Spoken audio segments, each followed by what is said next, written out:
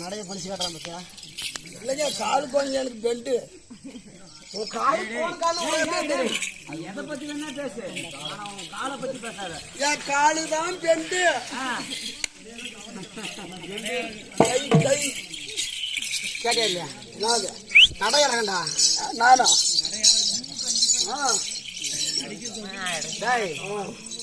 அடையாளம் வலது கால் விருது கம்பம் இடது கால் கரண்ட் கம்பம் செப்பு கம்பம் செப்பு இந்த செப்பு உள்நாடு உருக்கம் குளம் குந்தி மக்களை ராஜாக்கள் மக்கள் பதுமையான சந்திர குளம் குளம் பாண்டு மக்களை ராஜாக்கள் ராஜாக்கள் ராஜாக்களிலே நட்டு பிறந்த நாயகன் நாயகன் அர்ஜுனன் ஆமா பார்க்குனன் பர்குணன் பார்த்தன் கிரீடி கிரீடி கேடி கேடி சத்திய சத்தி செப்பு இவங்க சரி தாத்தா கம்மியா சத்திய சத்தி சதி சசி காலையோய் காளையோய் நடோய் நடோய் சுப் சுப் நல்லா முறைக்கிற ஒண்ணு அவனுக்கு அங்கே 8 தமிழர் எந்த ஓட்டம் கருவானூருக்கா ஓட்டம் இந்த பக்கம் கல்லூருக்கா ஓட்டம் காலையோய் காளையோய் நடோய் நடோய் சிற்றிரன் சிற்றோய் சிபர்சு சிபர்சு காண்டிவன் வாட்டிவன் தன்னம் கொண்ட ஜெயன் ஜெயன் விஜயன் விஜய் இப்படி சொல்லக்கூடிய 12 நாமதேயங்களுக்கு சொந்தக்கார் உனக்கு மட்டும்தான் 12 பேரா எனக்கெல்லாம் ஒரே பேருங்கிறியா பங்குனி மாதம் 18ஆம் தேதி தேதி முதல் வார காலை மணி 6:30க்கு உத்தர நட்சத்திரத்தில் பிறந்த காரணத்தால்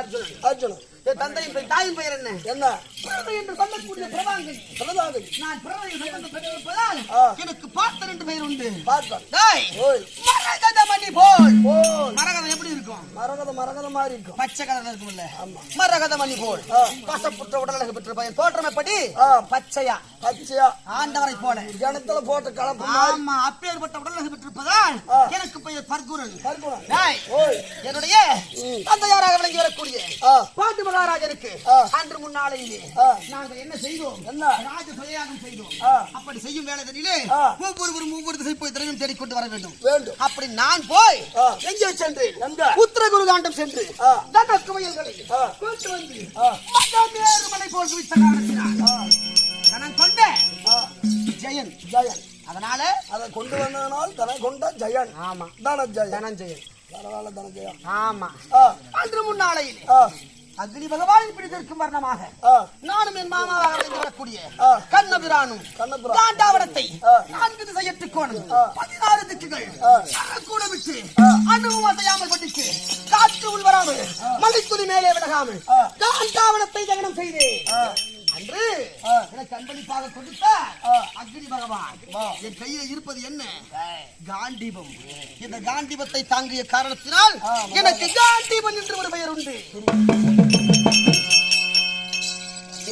அது மட்டுமா கொடுத்தார்? ஓர் அற்புத ரதத்தை கொடுத்தார். சுவேத பறவைகள் 4 பறவைகள் பூட்டிய ஒரு அற்புத ரதத்தை கொடுத்தார்.